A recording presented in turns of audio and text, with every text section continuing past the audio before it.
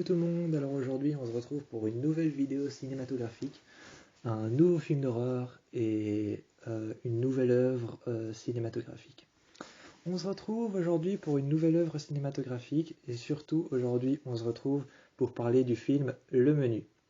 On va parler du film Le Menu, qui est un film, clairement j'avoue que je ne m'attendais pas du tout à ça, mais clairement c'est un film qui est plutôt génial.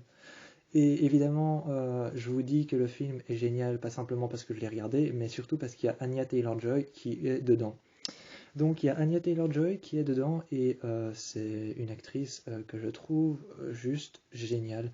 C'est une actrice qui a débuté dans le film Split, si je ne me trompe pas. Et cette actrice, depuis qu'elle a débuté dans le film Split, je suis son parcours de film d'horreur depuis qu'elle a débuté dans ce film. Donc clairement avec elle, non, elle n'a pas débuté dans Split, elle a débuté dans The Witch, je me suis trompé. Donc depuis qu'elle a débuté dans The Witch, je suis son parcours. Donc clairement j'ai vu tous les films avec Anya Taylor-Joy et je ne pouvais pas rater Le Menu. Je ne pouvais pas rater Le Menu, j'ai vu tous ces films, j'ai vu le film qu'elle a fait The Witch, j'ai vu le film qu'elle a fait Split, j'ai vu Last Night in Soho, j'ai vu aussi Northman, j'ai vu avec elle beaucoup d'autres films. Je ne saurais pas tous les dire parce qu'elle a joué dans plein de films d'horreur au point d'être surnommée la reine de l'horreur. J'ai vu plein de films d'horreur avec elle au point qu'elle a été surnommée la reine de l'horreur par les réalisateurs. Donc, Anya Taylor-Joy, qui est une chouchoute dans les films d'horreur, il fallait que je voie le menu pour voir de quoi ça parle. Et donc, globalement, ce que donne le film. Le film est juste génial. Et parle donc de Margot et Tyler, un couple d'amoureux qui se retrouvent dans un restaurant gastronomique ayant de très bonnes réputations. Et ce restaurant apparemment est un établissement qui se trouverait sur une île déserte. Enfin, sur une île déserte, une île reclue. Donc ce restaurant se trouve sur une île reclue et apparemment il y a tout un trajet à faire pour aller jusqu'au restaurant. Il faudrait prendre un bateau, une péniche dans laquelle il nous expliquerait le truc et ensuite on serait sur l'île et une fois sur l'île il y aurait les chefs cuistots qui nous montreraient un peu comment va se passer le menu. Et donc il y a tout un truc autour du film comme quoi le menu c'est apparemment évidemment un menu, c'est quelque chose qu'on va manger. Et à travers le menu, il y a donc dans les plats des choses qu'on va finalement découvrir. Et dans les plats, il y aura finalement en fait certaines choses qu'on va découvrir, notamment des indices ou encore des images qui seront faites à partir de nourriture et de plats qui seront posés sur les tables. Donc les plats qui seront posés sur les tables ont d'ailleurs été créés par une chef cuistot qui a été appelée par le producteur du film. Le producteur du film a donc fait appel à une chef cuistot pour pouvoir concocter les plats et pour pouvoir vraiment de manière graphique poser les plats sur table et montrer de quoi ils auront l'air dans le film ensuite. D'ailleurs, cette chef cuistot a un restaurant, si je ne me trompe pas, à Los Angeles, qui a 3 étoiles. Je ne me souviens plus du film, je me souviens plus du nom clairement de son restaurant, mais elle a été appelée dans le film pour pouvoir concocter les plats et les mettre graphiquement sur table. Et donc, c'est un film, Le Menu, que je trouve putain de graphique. C'est un film que je trouve putain de graphique parce que déjà la position des tables dans le restaurant sont réparties de manière à ce qu'on ne sait pas trop qui est qui et où se trouvent les personnes les plus importantes et les moins importantes. Dans les plats, on voit des indices qu'on ne voit pas souvent le plus vite possible. Et c'est très intéressant à faire parce que tu te dis, ils vont apporter un plat devant toi finalement, ils vont apporter un plat devant, imaginons Margot, et ce plat pourrait être quelque chose de tout simplement sans indice, mais finalement, après quelques minutes de réflexion, tu remarques qu'il y a quelque chose auquel elle a touché qui était un indice en fait, et il y a tout un truc qui va tourner autour de ça, dans lequel il y aura des indices un peu partout, et surtout qu'il faut voir la structure du restaurant.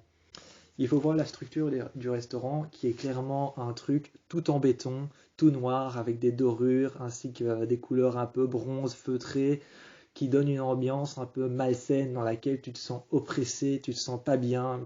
Tu sais aussi qu'il y a tout un jeu aussi avec les personnes qui se trouvent autour de toi. Et puis, surtout l'ambiance du film donne un aspect pas très neutre, mais très graphique et très contrôlé. L'ambiance du film, donc la bande son, encore une fois, je vais revenir sur la bande son, comme je l'avais fait sur X. Comme je l'avais fait sur X, je vais encore une fois revenir sur la bande son. Et il y a tout un aspect graphique sur la bande son qui est utilisé rien qu'avec le bruit des personnes qu'il y a autour de toi, et rien qu'avec les restaurateurs, les personnes qui viennent te servir, les couverts, le bruit des couverts, les assiettes qui sont rangées sur les plats, les personnes qui marchent, la trajectoire des personnes. Tout ça est joué entièrement sur ce qui se trouve dans un restaurant. Vraiment, les discussions mélangées, tu sais pas trop ce que les personnes disent, tu sais pas trop les discussions qui sont en train d'être dites, tu sais pas trop ce qui se passe aux autres tables, tu sais pas trop non plus ce qui se passe en cuisine, et la manière dont les cuisiniers marchent aussi est très graphique. Il y a un plan, à un moment, en supériorité, comme ça. Au-dessus des cuisines, il y a un plan en supériorité où tu vois vraiment les cuisiniers arriver droit, comme si c'était pratiquement comme si c'était l'armée en fait. Donc tu vois arriver les cuisiniers comme si c'était l'armée, ils sont en rang par deux et ils marchent vraiment avec des plats sur les côtés dans une trajectoire droite jusqu'à partir sur les côtés dans la même trajectoire, et tout est fait graphiquement en fait.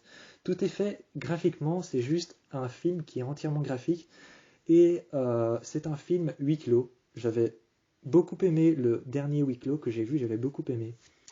C'était Old, un film de M. Night Shyamalan qui avait fait The Visit.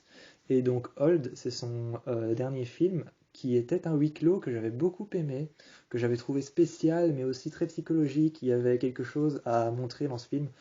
Et donc le menu est un huis clos, mais qu'on peut considérer comme étant un film pas réellement non plus huis clos. Parce que il est huis clos dans le sens où on se dit que tout se passe dans un restaurant et tout tourne autour d'un menu.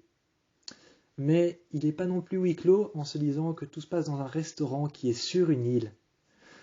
Et donc en soi, on a quelque part un huis clos qui montre qu'il y en a trois dans le film en fait.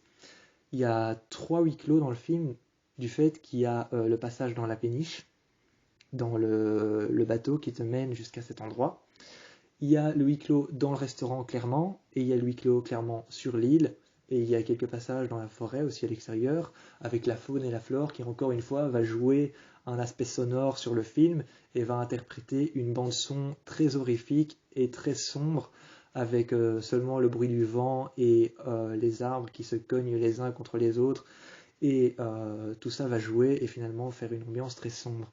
Et il va y avoir des choses à découvrir dans le plat, et autant que des choses qui vont se passer dans le film qui seront totalement improbables. Et il y aura des choses qui vont se passer durant le menu. Durant le menu, il y a des choses qui vont se passer durant le temps que tu passes dans le restaurant. Et il y a des gens qui vont commencer à subir des choses qui sont totalement improbables, que tu te dis, qu'est-ce que ça vient faire là? Et ces choses, en fait, ne font pas appel à l'humour, comme le film a été classé comme étant un film comédie-horreur. Il a été classifié comme étant un film comédie-horreur, mais ces choses qui se passent ne font pas appel à l'humour, mais appel à l'horreur, et sont clairement en train de sortir de nulle part dans le film, et d'où tu te demandes d'où ça sort, qu'est-ce que ça fait, qu'est-ce que ça vient faire dans le film. Et en fait, tout simplement, le truc qui est vraiment terrifiant dans le film, c'est que la personne qui s'occupe du menu va te répondre que ça fait partie du menu. Et c'est ça qui fait peur, c'est que tu as l'impression que finalement tout ce qui se passe autour de toi n'est que le menu. Tu as l'impression que tu n'es que dans quelque chose qui évolue perpétuellement, et qui finalement à la fin tu as l'impression que tu as parcouru le menu entièrement et que tu es à la fin de quelque chose qui pourrait se répéter. C'est comme ces fins de films qui se terminent avec quelque chose où tu as l'impression que ça va reprendre depuis le début. Et ben, tu as vraiment l'impression d'avoir parcouru un menu entier sans vraiment savoir clairement ce qui s'est passé. Il y a des indices qui sont donnés quelque part, mais chaque fois on répond que ça fait partie du menu. C'est clairement très graphique avec l'intérieur noir en bronze, en dorure, avec cette manière de mettre des gros murs en briques partout qui finalement t'oppressent clairement et rendent cet aspect horrifique. Comme cette scène par exemple dans les toilettes où elle est face au cuisinier, face à un cuisinier, le chef d'ailleurs. Elle est face au cuisinier et donc Margot se présente à lui et dit qu'elle va aux toilettes et clairement elle le rencontre. Alors elle lui demande ce qui se passe et lui ne répond que ça fait partie du menu. Et c'est effrayant parce qu'en fait tu as l'impression de faire partie toi-même. Tu as l'impression de faire partie toi-même de cette sorte de ce sorte de fantasme en fait. Tu as l'impression de faire partie toi-même de ce fantasme un peu irréaliste et graphiquement construit qui est en fait un menu. Et tu as l'impression de faire partie de ce fantasme et c'est ça qui est terrifiant dans le film. Tu as l'impression de faire partie de ce fantasme qui est un menu qui a été un peu construit de toutes pièces et tu as l'impression que graphiquement le film se construit au fur et à mesure que tu le regardes et c'est oppressant, stressant et il y a cette intensité dans le film où tu vois qu'il y a quelque chose de construit, de pas totalement terminé mais qui finalement se construit petit à petit lorsque tu regardes le film. Et c'est entièrement construit sur la manière dont les personnes vont réagir au menu, dans ce qu'ils vont trouver dans leur assiette et dans la manière dont ça va se passer, ces choses horribles qui sortent de nulle part, comment les gens vont réagir. Et ce que j'aime bien surtout, c'est l'affiche du film qui nous présente vraiment une table en avant-plan avec ce couple et derrière le chef où tu vois derrière lui tout le restaurant et toutes les personnes qui y sont venues pour cette soirée. Et je trouve que l'affiche est vraiment... Elle est pas caricaturale, mais d'un côté, elle a cet aspect pas vraiment film d'horreur, mais qui en même temps, tu te demandes pourquoi est-ce qu'il y a cette table, ce menu, ces personnes derrière, qu'est-ce qu'ils font, pourquoi est-ce qu'ils rigolent, pourquoi est-ce qu'ils sont heureux, alors que c'est censé être un film d'horreur. Donc il y a cet aspect dans l'histoire du film aussi et dans l'affiche du film qui montre que tu es un peu entre deux chaises. Tu as un peu le cul entre deux chaises. Et c'est ça qui est cool dans les films d'horreur, c'est de mettre toujours le spectateur entre deux choses qu'il ne sait pas tout à fait comprendre. Et finalement, on a quelque chose de concret, de graphique et de très sympa à regarder, de très sombre et qui donne un aspect totalement horrifique. Alors qu'au départ, on avait classifié ce film comme étant une comédie horrifique. Et pas du tout, parce que ces deux aspects ne se mélangent, on va dire, pas très bien. Les deux aspects comédie horrifique sont un peu des envers et ne se mélangent pas très bien. Mais clairement, là, c'est graphique et tout va bien ensemble et ça se construit perpétuellement. Lorsque tu regardes le film, perpétuellement, ça commence à se construire et petit à petit, tu rentres dans quelque chose de malsain. Donc, je conseille fortement le film Le Menu, qui est juste génial et qui est graphiquement construit, dans lequel vous allez vous sentir vraiment stressé, oppressé et vraiment mal durant tout le film. Mais c'est vraiment très cool. Et puis en plus, on a un casting génial. On a Anya Taylor-Joy, on a Nicolas Hoult, Nicolas Hoult et on a Pharrell Finney. C'est juste un casting simple, efficace et qui fonctionne bien avec le film.